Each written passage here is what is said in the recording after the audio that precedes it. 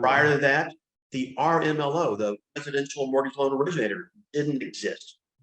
Yes, we processed our buyers, but we did it all internally, not utilizing the RMLO. And all of this started coming to the forefront because of what we do in the industry. We were the guys who initiated all those industries here in Texas, from the loan servicing to the RMLO, and started to push that out into our marketplace because nobody was doing it. And we started to teach people here how to do this business and why it works. And I believe that, of course, I love the creation of the owner finance note and the sale note. I think it's one of the best ways to generate wealth out there. I like it much better than the rental game, 10 times better than the fix and flip game. And it just depends, of course, on who you are. Do you want to originate the note and hold it, or do you want to buy the note? And of course, there's time issues and things like that involved. So along the way of all those kind of things, we became Texas's largest hard money lender up through 2009, where obviously that quit for a while, back in that game again. And today we are one of the foremost law firms that closes creative finance transactions, not only here in the Texas marketplace, but we're now national, helping people close these deals. We do the loan processing and underwriting on a national level. We have a loan servicing company. So we play the legal side, the title side nationally. We are in the origination game as well, the lending game. We're home builders here. So we kind of do everything that's vertically integrated within the scope of this residential real estate investment industry. Wow. And all that means, with all that stuff I just laid out, the some 7,700 houses or so that we have done to date, it just gives you a wide knowledge base of our industry and what's out there. And I heard you guys talk about some things earlier, because you are talking about buying notes from banks. Now, I don't know who those banking clients were, if they're traditional A+ type credit or not, that might be defaulted mortgages or those kind of things. Or I don't know if you're buying paper such as the investor paper, as I'll call it out there along the way. So there's you a brief history, as fast as I can give you a brief history about going on ad nauseum. Yeah, I love it. It's awesome. And for those who are curious, we are streaming LinkedIn, Facebook, so I'm just kind of managing that stuff. And inside the Facebook Live is a link. If you want to get Scott's information or ask questions, I have a link in there. You click form, and we will provide you Scott's information. We're going to focus today on the wrap loan world, which really wasn't involved up to a couple of years ago, and we're finding out how big it is. It is tremendously large, and what they're doing, some are doing it right, but most aren't, we're finding. And let's start with the fact that most wrap loans are done with a subject to situation, or done with a subject to, and for definition, subject to is basically you're going to take over another borrower's debt and make payments on their behalf. So for whatever reason, a subject to owner who has equity, typically in a property, wants to take it out of their property, and in turn is willing to send it to Nathan as the buyer and transfer the property over to him, and then let him to make the payments. What would you say the proper way, or is there a concern with the due on sale clause part of that first transaction? So let's start with due on sale. Mm-hmm. So let's just talk about an investor who wants to buy a home, and they're going to buy it subject to the existing debt, meaning that the seller's mortgage is being left in place. Number one thing that we teach and preach here very heavily is you just don't buy that property. You give that seller back a deed of trust to secure and protect them. We're always wanting to protect our sellers out there, because bad things happen to good investors all the time. Yeah. And sometimes you just can't provide the seller a deed in lieu. No, but you want to make sure they're protected, because if you don't do that, you may be buying a lawsuit. Mm-hmm. So when we do a subject to type transaction and there is a mortgage, the great majority of those mortgages have what is called a due on sale clause.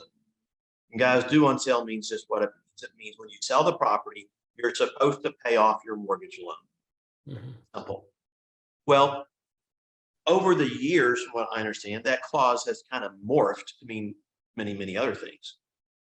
You know, it says that if you transfer this property into a trust and you assign the beneficial interest of the trust, due on sale comes in.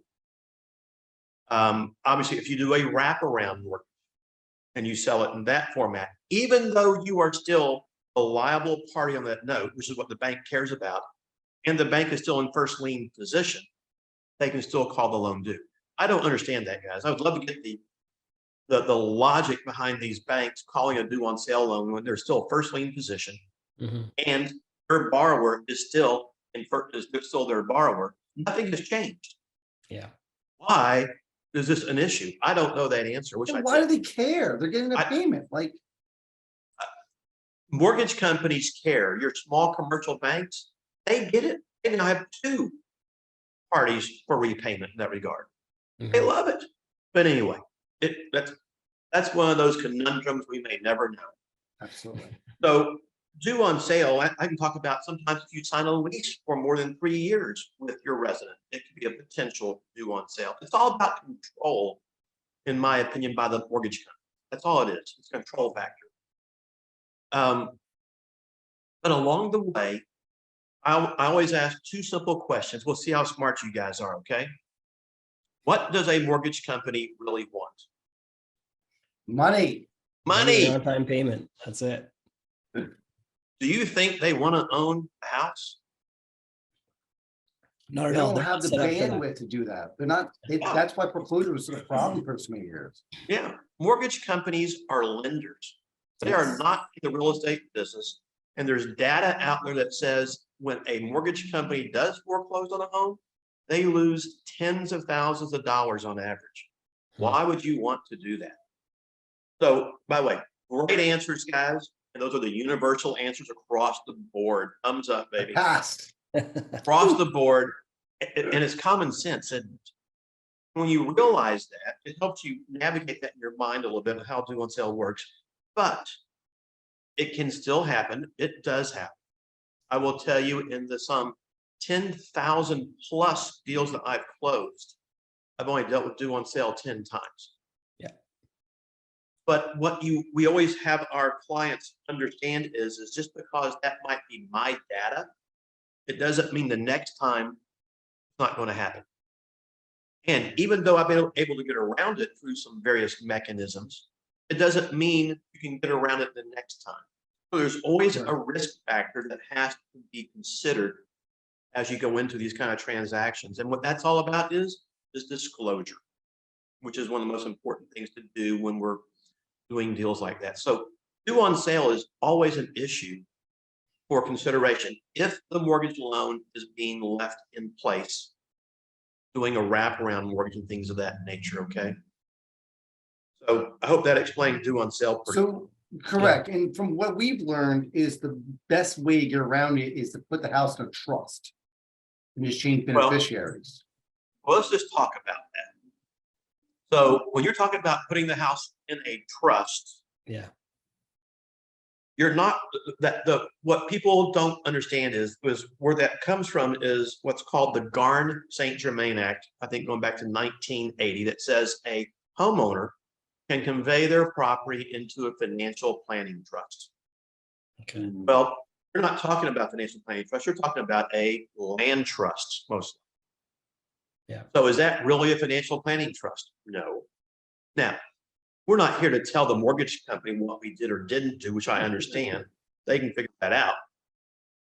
And you convey the beneficial interest. I get it to the new buyer, who it might be.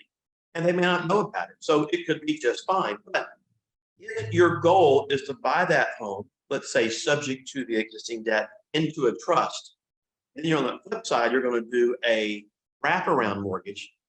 Well, guess what? That wraparound mortgage is due on sale. So if it's a due on sale, why are you going to do it? No, you're not. So it's just understanding there is a time and a place for a trust, guys. Mhm. And I know we're off topic here a little bit, but when you're looking at buying a home subject to, I have no objection to putting the property into a trust if you're going to live there yourself personally, if you're going to buy it or lease it, or if you're going to do a fix and flip. Got it. But if you're going to do a wraparound loan, I prefer not to put it into a trust. So there's a lot of misnomer that goes out in the marketplace. And my 2 cents as to why there is because somebody is trying to sell something to somebody to buy my land trust package. Oh, and here's how this works. And again, if you're going to lease the property, I agree with you. But if you're going to do a wraparound mortgage, which is what we're all here to talk about, not a very wise thing to do. So what is the best, is it just to keep the way it is? What's the best way to transfer ownership from the current borrower, the subject to person, to the buyer of that subject to? Well, again, it depends on who that buyer is. If the buyer is an investor, which is what it is in most instances, you have to go back and ask the question, what is your back end strategy? If it's fix and flip, live there, or rental, I'm okay with putting it into a land trust. Not a problem. But if you're going to do a wraparound mortgage, for instance, is all that we do in my offices, then putting it into a trust, in my opinion, is just a waste of time. So We what just do buy you it into our recommend? LLC and move on.